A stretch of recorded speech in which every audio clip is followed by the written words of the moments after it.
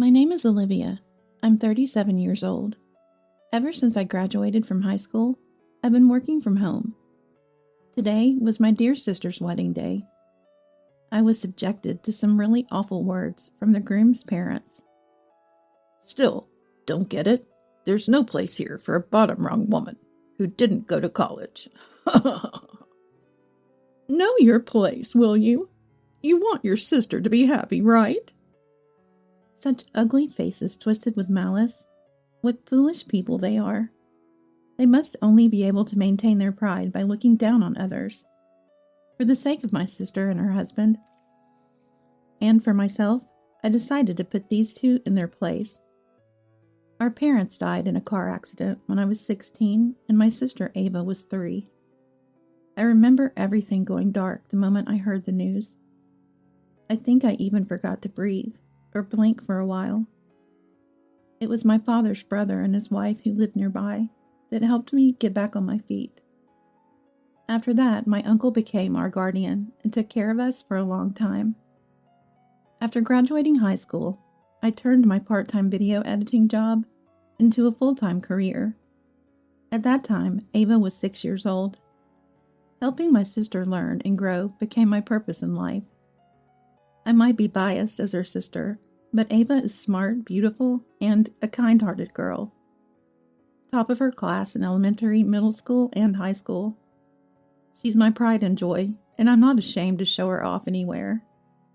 And now, Ava was marrying a man she met through her boss's introduction. Let me introduce you.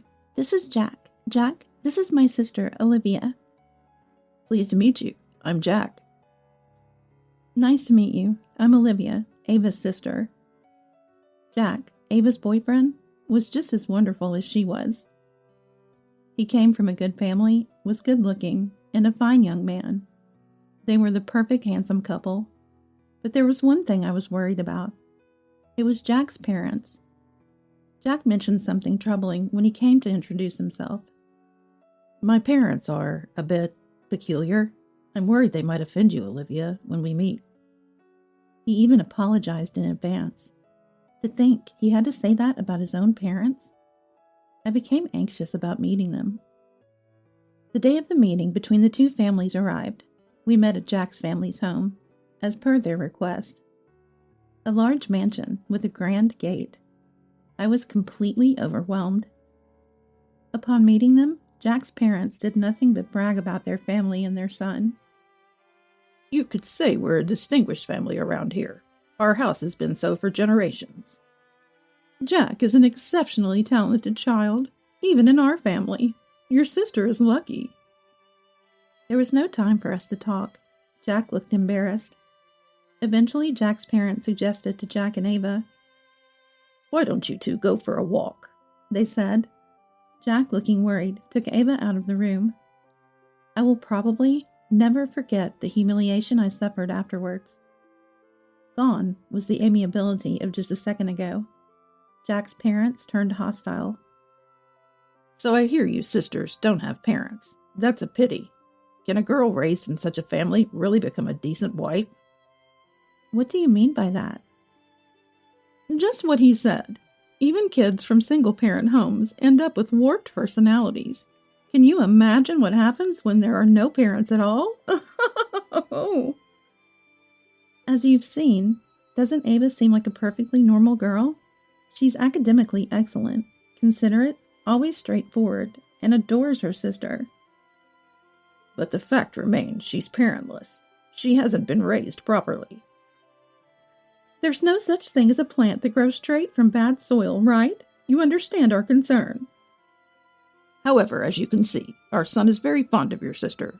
We're making an exceptional case in welcoming her into our family as a wife. But? We don't want you at the wedding. You bring the tone down. You didn't go to college, did you? Having someone like that in the family is embarrassing. What arrogant and oppressive people. It was the first time I'd been insulted to my face about my birth and upbringing. But I had already been forewarned about Jack's parents' oddities by Jack himself. That allowed me to handle the situation calmly. I can't do that. What did you say? Indeed, my sister and I have no parents. We were never wealthy. Since we were young, we've supported each other and lived as best we could. If I'm not there, she would be devastated. I don't want to make my sister sad, so I will attend the ceremony. Don't be so presumptuous. Do you intend to bring shame upon us? Think it over. We're not afraid to take drastic measures. No matter what was said, I stood my ground. Jack's parents glared at me and hurled abuse. In the end, when Jack and Ava returned, the matter was left unresolved. I still can't forget the cold look in Jack's parents' eyes when I left. It was the day of the wedding. The solemn ceremony in the chapel was truly wonderful. Ava's happy expression when exchanging vows. I lost count of how many times I wiped tears with a handkerchief. I was overwhelmed with emotion. The trouble started after moving to the reception venue. I couldn't find my seat. When I asked the staff, "It was a directive from above." Everyone looked perplexed. As I stood confused, Jack's parents approached me and, pushing me towards a secluded area, said with a cold expression, "We told you not to come, didn't we? You must be quite foolish." "Well, it can't be helped. A bottom-rung woman who grew up without parents and didn't go to college." "Please stop this. Let me go back to the venue." "Don't you get it yet? There's no place here for a bottom-rung woman who didn't go to college." "Know your place, will you? You want your sister to be happy, right?" Jack's parents were serious. At this point, I had to make up my mind, too. "All right, I understand." "Finally, come to your senses. Leave quickly." I was pushed out and locked out of the venue by the two. But this was all within my expectations. I hid and watched the goings-on at the venue. The bride and groom made a grand entrance, lights shining on them, loud applause. The first to notice my absence was Ava. After taking her seat, she whispered to Jack and called for a staff member. "My sister's missing. Please find her. We can't proceed without her." "Ladies and gentlemen, has anyone seen Olivia, Ava's sister? She's in charge of an important role in the sound and production for the entertainment. We can't continue the reception. She was here just a moment ago." Jack's call caused a stir throughout the venue. Many people were searching for me in the lobby and bathrooms. There were even critical voices wondering why the bride's sister would disappear silently. Indeed, I was supposed to utilize my video editing skills for the wedding reception. As Jack said, without me, none of the entertainment could start. Jack's parents were the ones panicking. They apparently hadn't realized how crucial I was. "Come to think of it, she said her stomach hurt and left a while ago." "We should look for her too. She must be around here somewhere." They were in a frenzy. They started looking for me. As they approached, I slipped out from my hiding spot. The other guests hadn't noticed yet. Jack's parents glared at me. "So you were here. Look, we're withdrawing our order for you not to come. Go back to the venue. We're allowing you to join. Without you, it seems nothing can start." "But didn't you say there's no place for a bottom-rung woman who didn't go to college?" "We're specially arranging a seat for you. Can't you take a hint? Be grateful, okay? This is special treatment." "That's right. Normally, we wouldn't allow someone like you to join." "You've been entrusted with an important role, so reluctantly, we're letting you join." Jack's parents still looked menacing, their disdainful eyes looking down on me, as if they were looking at something dirty. "But you understand, right? Keep this exchange to yourself." "If Jack finds out we kicked you out, who knows what he'll think? Promise you won't tell anyone, then we'll take you back." "I understand. I won't speak of this matter to anyone." Once I promised, Jack's parents smirked with a sarcastic smile. Then they took me back to the reception. pretending as if nothing had happened. Ava looked visibly relieved to see me. "Where did you go? What were you doing?" Relatives asked. Then, I suddenly felt ill, I responded with a wry smile. Jack and Ava still looked uneasy. I hurried to the side of the bride and groom. "Thank goodness you're safe," Jack whispered. "Where have you been until now?" Well, just as I expected, I was thrown out of the venue. "What?" That's really unfortunate. It would have been better if nothing had happened. "It's regrettable. I'm sorry this happened, but there's no helping it now. Let's proceed as planned. You got the footage, right?" I should have, but are you sure? It's your wedding reception after all. "Don't worry about it. I was prepared for this, and I want to set things straight." Jack's determination seemed unwavering. It was Ava and I who hesitated. Depending on how this goes, Jack's family might. Seeing me uncertain, Jack gave me a reassuring smile. "It's okay. Please go ahead. They're the ones at fault. We can't let them get away with this. They need to face the consequences." Okay, if you say so, we'll proceed with the plan. I left the bride and groom and took my seat, prepared for what was to come. Finally, the reception resumed with a signal from the newlyweds. Then, the time for the first entertainment act arrived. I worked on my computer at a space provided backstage. The lights in the venue dimmed, and a large screen descended from the ceiling. The moment had arrived. I bravely pressed the play button. The screen showed footage of Jack's parents. The venue erupted in chaos. "What is this? Wait a minute. When did someone record this?" "Stop it! Who is doing this? Stop it right now!" It's no wonder they panicked. The footage showed them speaking harshly about me. "Don't come. You're foolish. Raised in a parentless home. Not college educated. Bottom rung woman. There's no place for you here." Their abusive words echoed in the venue. My voice of resistance was also captured. Unbeknownst to them, my accessory had a hidden camera. It was for gathering evidence in case Jack's parents harmed me. In the worst case scenario, I planned to expose their abuse at the venue. Jack and I had agreed on this beforehand. "Stop it. Hey, staff, stop this video right now."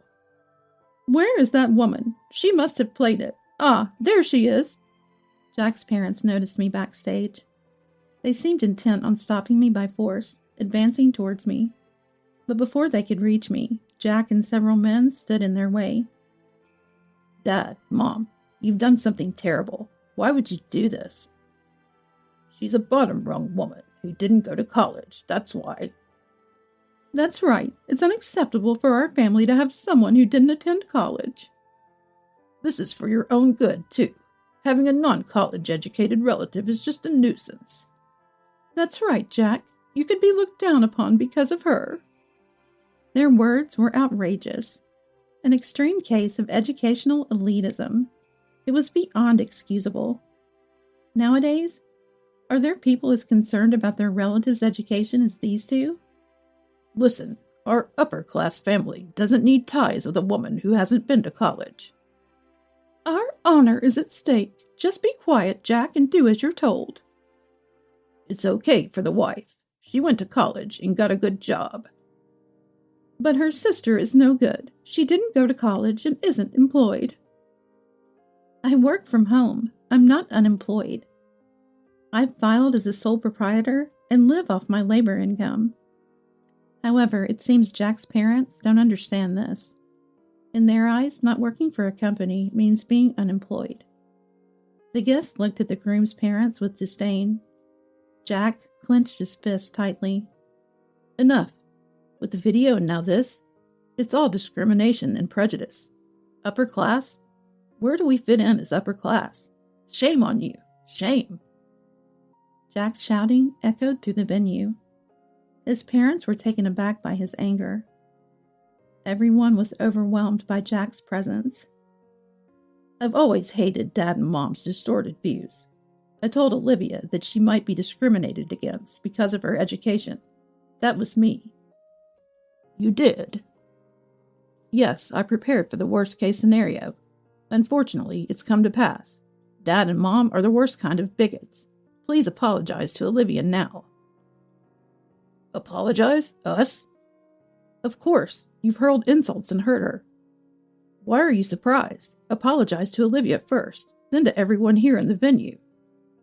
How dare you? Why should we apologize? That's right. We haven't said anything wrong. Both are hardened bigots. Jack held his forehead and sighed deeply. Taking the microphone from the staff, he addressed the whole venue.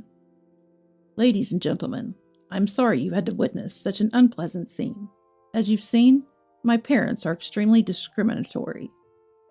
Hey, Jack, stop it! I cannot apologize enough to Olivia, who has been hurt by their words. Since they are, as you see, allow me, their son, to apologize on their behalf. Jack, stop it now! I cannot agree or understand my parents' views. I'm ashamed as their son. I regret not intervening sooner. Jack looked truly distressed.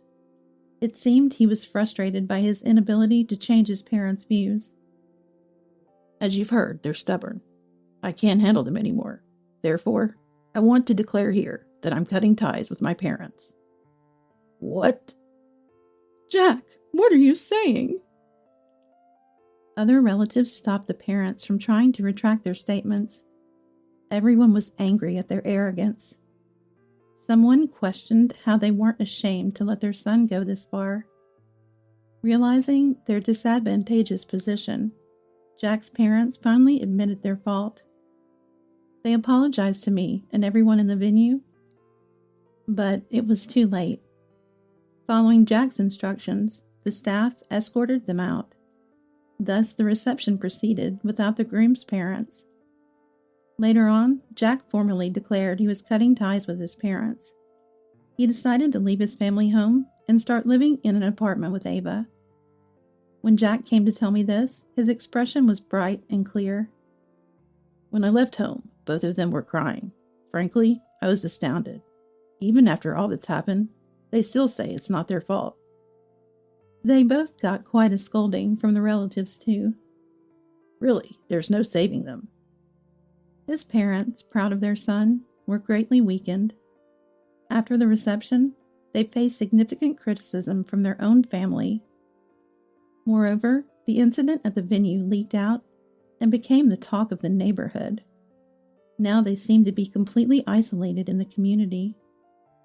Recently, Dad and Mom just kept blaming each other. It's like, this is all your fault. No, it's your fault. It's futile. It's clear they were both equally at fault. Neither of them wants to admit their responsibility. It's truly pitiful, Olivia. I'm really sorry for everything. Big sis, I'm truly sorry. I'm fine. You two don't have anything to apologize for. In a way, my sister and her husband were also victims. Their important wedding reception turned into such a mess. I hope Jack's parents spend years reflecting on their actions. Jack is a very strong-willed person. He's determined not to forgive his parents unless they completely change their ways.